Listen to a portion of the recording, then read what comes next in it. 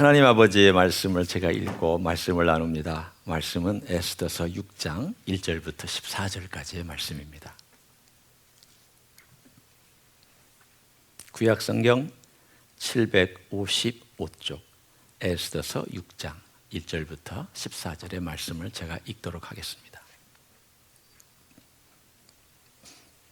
그날 밤에 왕이 잠이 오지 아니하므로 명령하여 역대일기를 가져다가 자기 앞에서 읽히더니 그 속에 기록하기를 문을 지키던 왕의 두 넷이 빅다나와 데레스가 아하스의 왕을 암살하려는 음모를 모르드게가 고발하였다 하였는지라. 왕이 이르되 이에 대하여 무슨 존귀와 관작을 모르드게에게 베풀었느냐 하니 측근 신하들이 대답하되 아무것도 베풀지 아니하였나이다 하니라. 왕이 이르되 누가 뜰에 있느냐 하매 마침 하만이 자기가 세운 나무에 모르드게 달기를 왕께 구하고자 하여 왕궁 바깥 뜰에 이른지라. 측근 신하들이 아뢰되 하만이 뜰에 섰나이다 하니 왕이 이르되 들어오게 하라 하니 하만이 들어오거늘 왕이 묻되 왕이 존귀하게 하기를 원하는 사람에게 어떻게 하여야 하겠느냐.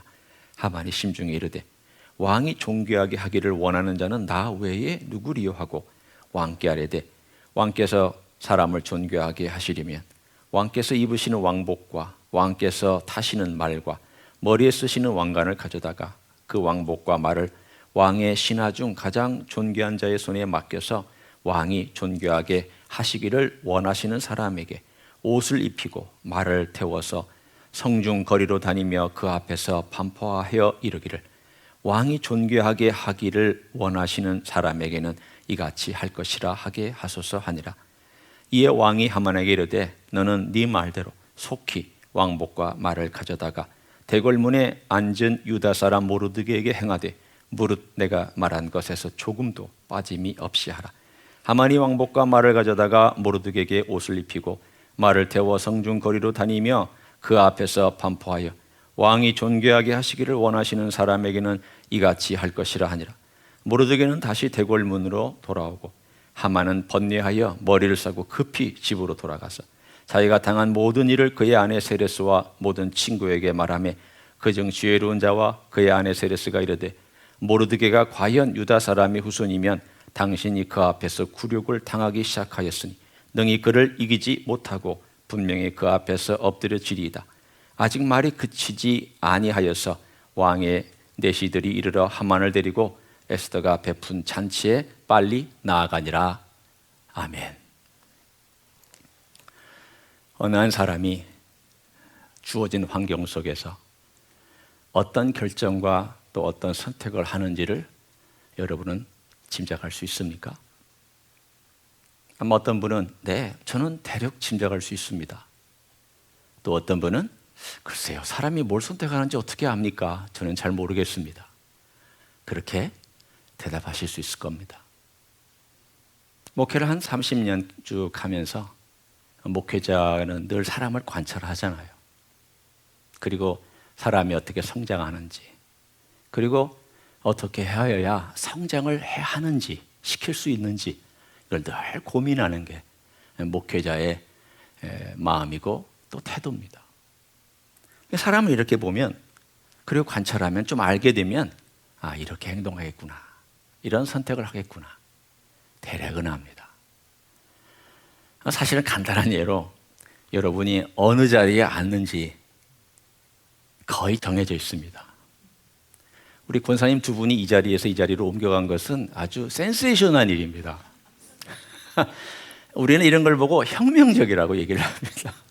그러나 아주 드물 이런 예를 제외하고는 거의 비슷한 행동, 거의 비슷한 자리, 거의 비슷한 행동의 패턴을 따라서 사람들이 살아갑니다. 그 사람을 관찰하고 알고 사귀다 보면 주어진 상황에서 뭘 선택할지를 대략을 합니다. 제가 미래를 알아서가 아닙니다. 여러분이 가지고 있는 그 패턴, 내 내적인 가치관, 내 내적인 동기, 그리고 그 사람이 가지고 있던 어떤 판단의 기준과 행동의 패턴, 이런 것들이 그 사람의 앞으로의 행동을 유추하게 만들기 때문입니다. 하나님이 그걸 사용하실까요? 전 목사인 저도 대략은 알 수 있는데 전지전능하신 하나님께서 그런 것들쯤이야 사용하실 수 있지 않을까요? 하나님은 분명히 일을 만들어 가시기도 하지만 우리가 어떤 선택을 하고 우리가 어떤 행동의 패러다임을 따라 살아가는지 그걸 사용하여서 그분의 목적을 이루어 가시기도 합니다. 오늘 우리는 이 에스더서 6장을 보면서 그 시각으로 한번 볼 수 있기를 원합니다. 하나님의 섭리와 역사는 분명히 이루어져 가는데 어떻게 그 하나님의 섭리와 역사가 인간의 다양한 요소들을 마음대로 하나님이 갖다 쓰실 수 있는가?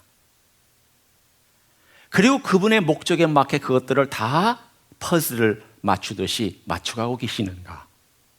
그런 시각으로 여러분이 6장을 한번 관찰할 수 있기를 원합니다. 6장의 이야기는 이 단어로부터 시작합니다. 그날 밤에. 여러분이 이 이야기를 다 읽지 아니하였고 처음 읽는 스토리라고 생각하고 읽으면 아마 여러분이 이렇게 기대하실 겁니다. 그날 밤 무슨 일이 일어나고 있었을까? 그날 밤이라는 이 표현은 앞으로 어떤 일들이 일어날 것이라고 예상하고 있는가? 그래서 여러분은 빨리 이 글을 읽고 싶어 하거나 빨리 이 이야기를 듣고 싶어 할 겁니다. 그날 밤은 바로 하나님께서 쓰시는 밤이며 그날 밤은 보이지 않는 하나님의 손길을 느낄 수 없지만 어떤 일이 일어나고 있는 그날 밤이었습니다. 그날 밤에 아하수아가 잠을 이루지를 못했습니다. 잠 못 이루는 밤. 두 가지 해석이 가능합니다. 하나는 하나님께서 그를 번뇌케 하셔서 잠을 못 이룰 수도 있고 혹은 그의 삶의 패턴 가운데 잠을 이루지 못하는 삶의 습관이 있었는데 하나님께서 그 하루 중에 그날 밤을 하나님의 목적을 위해서 사용하실 수도 있습니다. 어느 거든지 하나님이 주관하고 있다는 것에는 틀림이 없습니다. 또한 그날 밤 왕은 습관처럼 기록을 가져오라고 그렇게 내시에게 부탁을 했습니다. 그의 습관을 하나님이 또 사용하셨습니다. 그래서 왕의 내시가 쭉 몇 년 전부터의 사건을 계속 읽습니다. 아, 그랬지. 3년 전에 이런 사건이 있었지. 그래, 맞아. 내가 그때 그렇게 결정하고 그렇게 일을 진행했어. 2년 전에 이야기를 쭉 읽어줍니다. 아, 2년 전에 그런 이야기가 있었지. 그런 사건이 있었지. 기억합니다.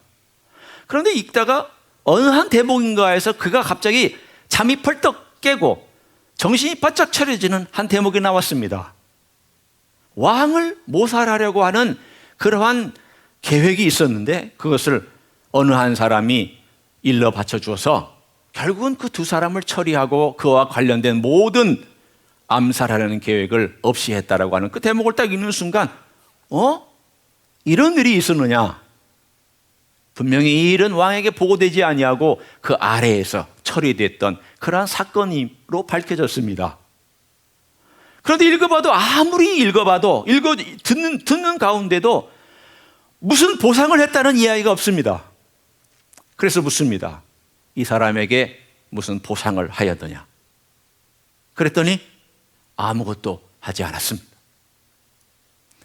오늘 바로 하나님께서 묵혀두었던 사건을 끄집어내게 만들었습니다. 여러분, 하나님은 정확하신 분입니다. 인간은 잊을지라도 하나님은 잊으신 적이 없습니다. 하나님을 속이거나 하나님을 패스해서 지나간다고 여러분 절대 생각하시지 말아야 됩니다. 하나님은 절대 여러분이 쉽게 패스할 수 있는 분이 아닙니다. 정확하고 면밀하고 세세하고 어느 것 하나 하나님께서 놓치시는 것이 없기 때문입니다. 그때 그가 보상을 받지 아니한 것은 후에 하나님께서 쓰시기 위한 하나님의 놀라운 과정이었습니다. 자, 그리고 나서 오늘 우리가 그날 밤이라고 하는 이 시간에 대하여서 우리는 들었는데 4절에 오면 왕이 이 일에 관하여서 이렇게 묻습니다. 누가 뜰에 있느냐? 그렇게 물으니까 거기에 한 부사가 등장합니다. 마침. 여기 마침 하만이 자기가 세운 나무에 모르드게를 달기 위하여서 그 뜰에서 왕을 아련하려고 기다리고 있었습니다. 얼마나 오랫동안 기다렸는지는 우리는 모릅니다. 왕이 침무하는 공간이 있고 그 침무하는 공간의 맞은편에 뜰이 있습니다. 이 침무하는 공간은 함부로 들어갈 수가 없습니다. 왕이 거기에 나타날 때까지는 들어갈 수 없기 때문에 뜰에서 그는 계속해서 기다리고 있었습니다. 1시간이고 2시간이고 3시간이고 왕이 부를 때까지 그는 거기서 기다리고 있었습니다. 마침.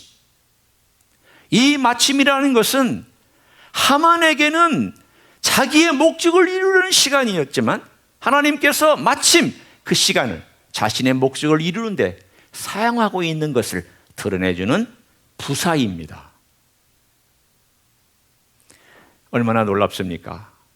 인간이 자기의 꾀와 자기의 생각을 가지고 자기의 목표를 이루려고 끌고 가는 어떤 시간과 어떤 계획이 하나님께서 그것을 들어다가 오히려 하나님의 목적과 뜻을 이루는 데 사용하고 있는 그 이야기를 들려주고 있습니다.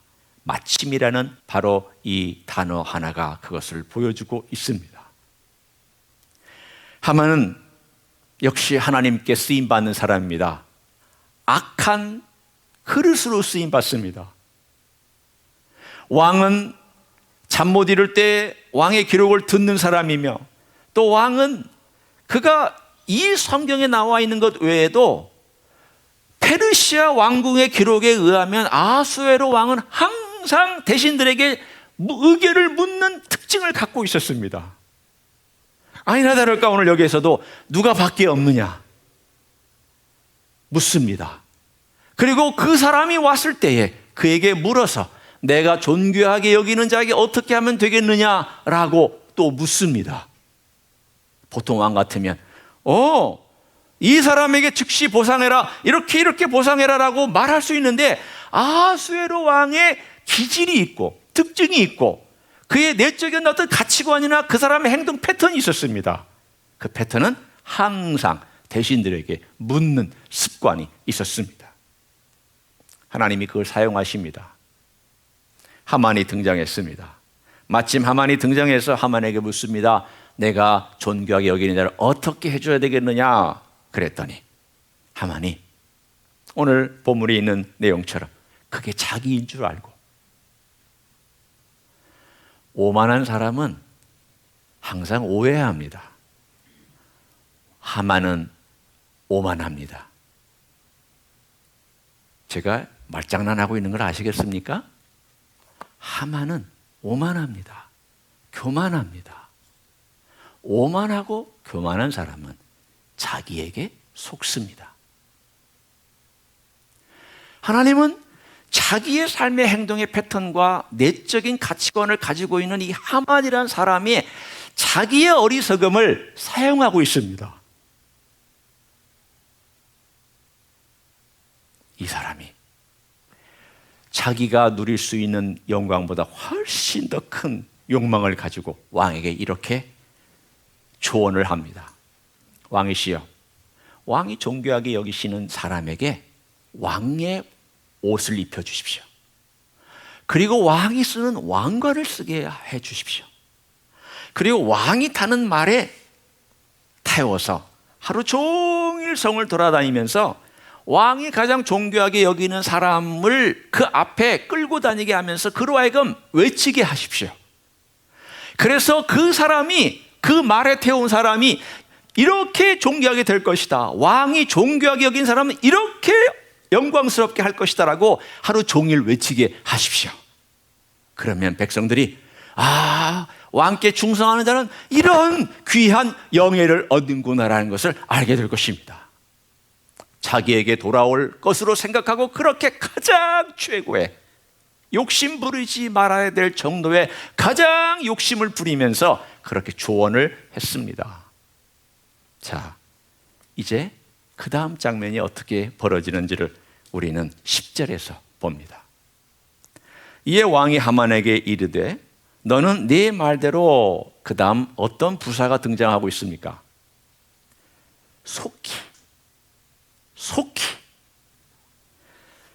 오늘 여기 하나님께서 드디어 그 일을 행하실 때에 그 행동이 얼마나 빨리 진행되고 있는지 속히 행하라. 누구에게 행하는가 하면 네가 아니다, 뭐 이 말은 없지만 네가 아니라 모르드게에게 이 일을 그대로 행하라. 하만의 말이 얼마나 모순이 있는지를 보십시오. 자기 스스로 생각할 때 자기가 가장 존귀한 사람이라고 그렇게 생각을 했어요. 그런데 왕에게 제안할 때는 왕이시여, 왕이 높이시려는 그 사람을 위해서 가장 존귀한 자가 그 말을 끌고 외치게 하십시오. 좀 모순이 있죠. 자기를 가장 존귀하고 말을 타고 다니는데 가장 존귀한 또 다른 존재가 그 말을 끌게 해달라고 하는 것은 사실은 자기 말에 모순이 있는데도 불구하고 계속 왕에게 그렇게 조언하고 있습니다.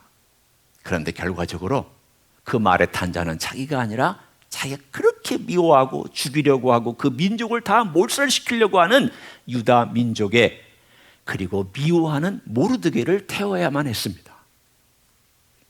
그리고 그는 그 말을 끌고 다니면서 얼굴에는 미소를 띄어야만 했고 말로는 왕이 존귀하게 여기는 자를 이렇게 존귀하게 여긴다고 속은 쓰리고 입술로는 모래를 씹는 것 같은 고통스러운 가운데 얼굴은 웃는 척을 해야 되고 말로는 이렇게 존귀하게 여긴다라고 가면을 쓰고 말해야 되는 그 쓰라림을 여러분 어떻게 생각하십니까?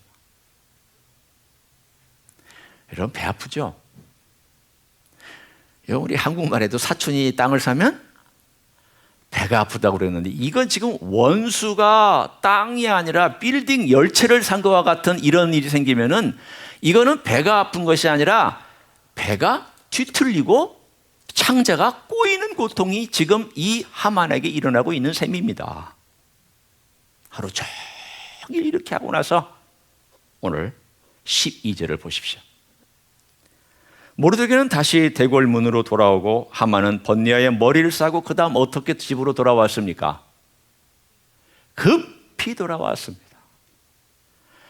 오늘 여기 나와 있는 이 부사들을 잘 살펴보시면 그날 밤에 마침 속히 행하라, 급히 창피하고 부끄럽고 화가 나고 번뇌하며 집으로 돌아왔습니다. 친구들을 불렀습니다. 이거 어떻게 하면 좋겠느냐, 내가 이런 수욕을 당했는데 어떻게 하면 좋겠느냐 그랬더니 전혀 도움이 되지 않는 조언을 그 아내와 친구들이 합니다. 뭐라고 말씀했습니까? 뭐라고 그들이 전했습니까?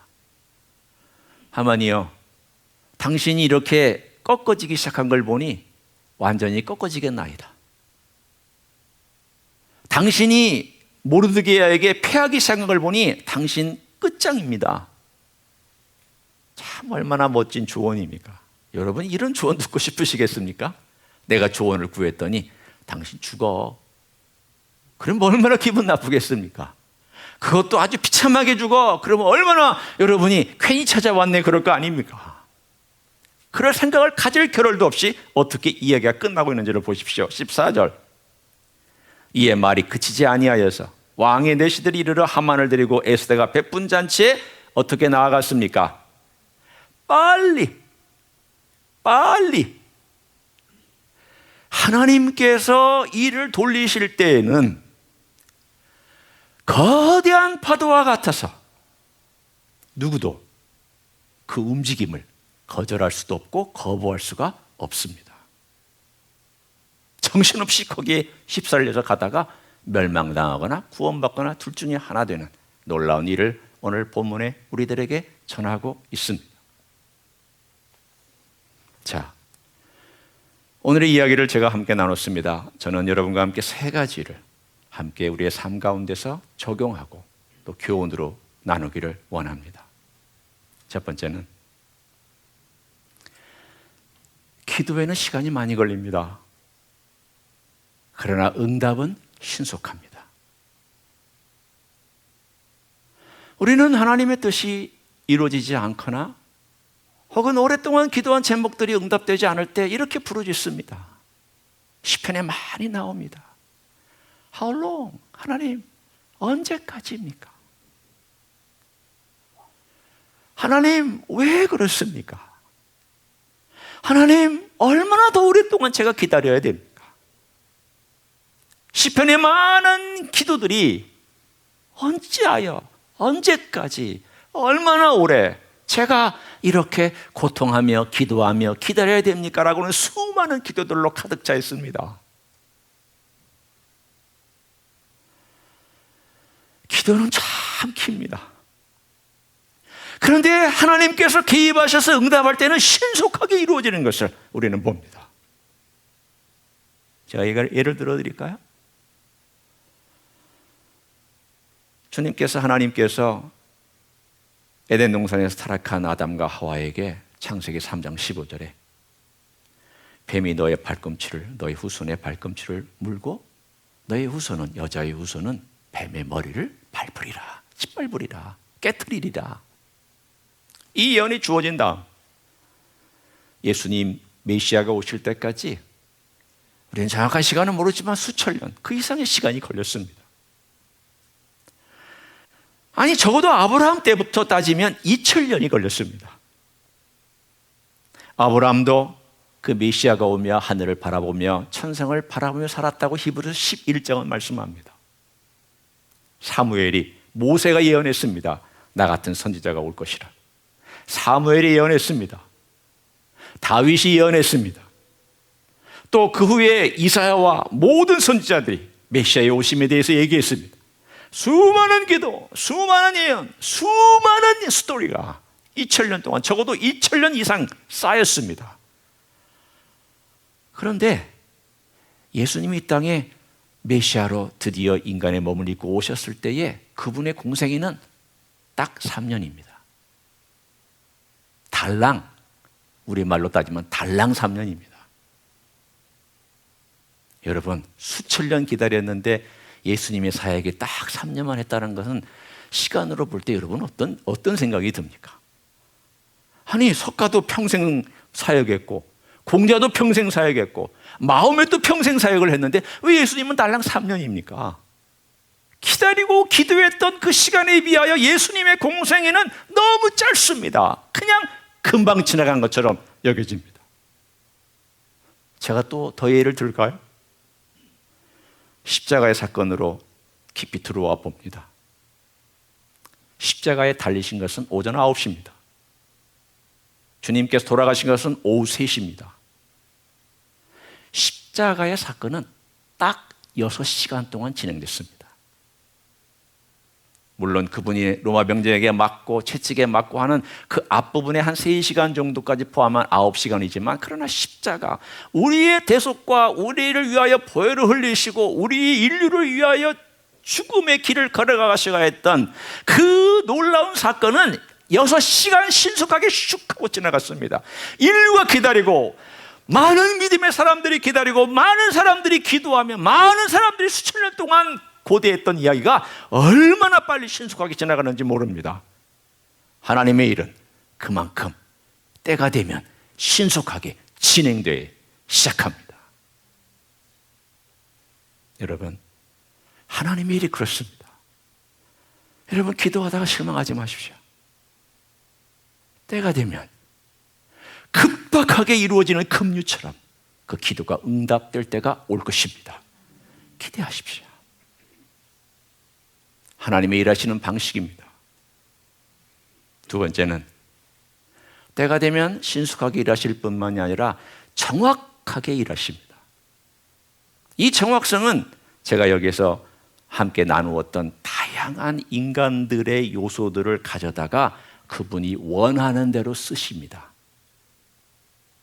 왕, 하나님께서 쓰셨습니다. 그의 습관, 그의 행동 패턴, 그의 내적인 가치, 이제까지 살아왔던 모습들 하나님께서 다 하나님 목적을 위해 사용하셨습니다. 하만, 자기의 욕망, 자기의 욕심, 자기 중심적인 생각, 그래서 오해하는 그러한 습관들 하나님이 다 하나님의 목적을 위하여 갖다 사용하셨습니다.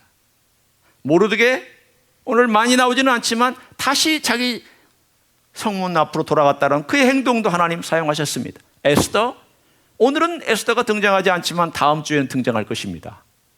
하나님 사용하십니다. 모든 요소들, 모든 인간의 요소들, 단순히 여기에서는 드라마로 따지면은 이 스테이지 이후에 3명 내지 4명밖에는 나오지 않는 그런 스테이지지만, 하나님의 스테이지는 온 열방과 온 우주를 갖다가 그분이 마음대로 요소들을 사용하실 수 있습니다. 그런 하나님이 우리 하나님입니다. 그런 하나님이 여러분의 하나님이고 나의 하나님입니다. 하나님께서 마음대로 쓰실 수 있는 이 요소들을 우리는 바라보면서, 아, 그래, 하나님께서는 언젠가 신속하고도 정확하게 그분의 뜻을 이루실 거야. 모르는 사람, 하나님을 알지 못한 사람, 하나님 얼마든지 쓰실 수 있습니다. 성경에 고레스 황제가 나옵니다. 이 사람은 사이러스 대제입니다. 페르시아의 첫 번째 황제입니다. 이사야서가 얘기합니다. 그는 기름 부음 받은 자라고. 사실은 그 똑같은 단어를 썼습니다. 메시아이라는 단어를 썼습니다. 메시아 아닙니다. 그러나 메시아라는 단어를 썼습니다. 왜냐하면 그는 하나님께서 기름 부어 사용했기 때문입니다. 그 사람은 하나님을 알지도 못한 사람입니다. 신앙도 없던 사람입니다. 그런데 하나님께서 그를 들어 사용하셨습니다. 그래서 페르시아가 전 고대 근동지방을 다 지배하면서 유대인들이 다 고향으로 돌아가 좋다, 바벨론에 포로 잡혀던 너희들은 다 집으로 돌아가 좋다, 돈 다 대주겠다, 성전 짓는 거 다 대주겠다, 그렇게 하도록 그의 마음을 감동했습니다. 그 사람은 하나님 믿은 사람 아닙니다. 여러분, 그 사람이 천국에 있을 것이라고 기대하지 마십시오. 적어도 제가 아는 한 그 사람은 하나님을 아는 사람이 절대 아닙니다. 그러나 하나님이 그의 목적을 위하여 갖다 쓰실 수 있습니다. 느부갓네살, 잔인한 왕입니다. 아주 혹독한 전쟁의 과정들을 통하여 수많은 프로들을 죽인 아주 잔인한 왕입니다. 푸틴은 저리 가랍니다. 그가 바벨론의 왕으로서 예루살렘에 와서 거기에 있는 사람들 죽이고 포로 데려갔습니다. 5만 명 데려갔습니다. 나머지는 다 죽였습니다. 가난한 사람을 예루살렘에 놓고 그 관리하라고 놔뒀습니다. 제일 가난한 사람만, 제일 사실은 배우지 못한 사람 얼마만큼만 남겨놓고 제일 똑똑하고 배우고 지도책 있는 사람은 다 데려갔습니다. 얼마나 잔인합니까? 원수죠. 다니엘이 그 느부갓네살 왕이 있을 때 궁중에서 이랬습니다. 그런데 어느 날 꿈을 꿨다가 그 꿈을 다니엘이 해석을 해줬습니다. 왕 앞에 왕에게 겸손하십시오, 우리 선을 행하십시오 충고를 했지만 결국 말을 듣지 않고 있다가 7년 동안 미쳤습니다. 짐승처럼 됐습니다. 짐승처럼 풀을 뜯어먹고 짐승처럼 손톱과 발톱과 모든 것들이 미친 병이 되어서 자기의 궁중 정원에서 돌아다니는 7년 동안의 세월이 지나고 나서야 그가 깨닫고 7년이 되는 마지막에 하늘의 왕은 한 분뿐이다 라고 고백하는 장면이 나옵니다. 전혀 알지 못했던 여호와를 알지 못했고 엘로힘 하나님을 알지도 못했고 그런 왕을 하나님은 심판의 목적으로 사용하셨지만, 그러나 그에게 7년이라는 미친 시간을 통하여서 마지막에 깨달음을 주셔서 하늘의 왕은 바로 이 왕밖에 없더라고 고백하게 만드셨습니다. 하나님 마음대로 행하실 수 있는 하나님이십니다. 하나님은 하나님의 백성과 하나님의 목적을 위하여 신속하고 정확하게 그분의 뜻을 이루시며 이를 완성하시는 그런 분인 줄로 믿습니다. 세 번째는 우리는 어떻게 해야 되느냐. 물론 신뢰하고 이런 하나님, 우리 하나님인 것을 우리가 자랑하고 살아야 되겠지만 오늘 본문에 보면 여러 등장인물들이 나옵니다. 선한 그릇이 나오고 악한 그릇이 나옵니다. 선한 그릇으로 쓰임 받을 거냐, 악한 그릇으로 쓰임 받을 거냐? 여러분이 선택하셔야 됩니다. 순종하는 그릇으로 쓰임 받을 거냐? 불순종하는 그릇으로 쓰임 받을 거냐? 여러분 선택하셔야 됩니다. 여러분의 삶의 패턴이 계속 불순종으로 쌓여가면 그 불순종 때문에 하나님이 보응하시고 불순종의 그릇으로 쓰임 받고 끝납니다. 그러나 내 행동의 패턴을 볼 때 불순종이 있던 것을 아니, 이렇게 살면 안 되겠다. 이대로 걸어가다가는 뻔히 보이니까, 멸망이 보이고 죽음이 보이고 심판이 보이니까 안 돼, 나 이렇게 살 수 없어 라고 방향을 돌릴 때 갑자기 혁명적인 방향 전환이 있기 시작합니다. 우리 권사님 두 분이 이 자리에서 이 자리에 옮긴 것처럼 갑자기 혁명적인 전환이 일어나면 그 방향으로 가기 시작합니다. 순종의 그릇으로 쓰임받으면 오늘 모르드게가 어느 때인가 그것을 인정받고 보상받듯이, 그리고 그 다음에 놀라운 보상들이 계속 그 사람의 생애에 찾아오듯이 주님께서 놀라운 보응으로 함께하여 주실 줄로 믿습니다. 이 세상은 하나님을 가볍게 여깁니다. 내가 중심이니까 하나님을 가볍게 여깁니다. 내 욕망이 중심이니까 하나님을 가볍게 여기거나 무시합니다. 하나님은 무시당하는 분이 아닙니다. 하나님은 경홀히 여김받는 분이 아닙니다. 우리 주님도 경홀히 여김받는 분이 아닙니다. 그분의 뜻은 결국 이루어지는데 그 뜻이 이루어질 때 나는 어떤 그릇으로 쓰임받을까 고민하시면서 순종과 선한 그릇으로 쓰임받는 여러분 모두가 되시기를 예수님의 이름으로 간절히 축원합니다. 기도하겠습니다.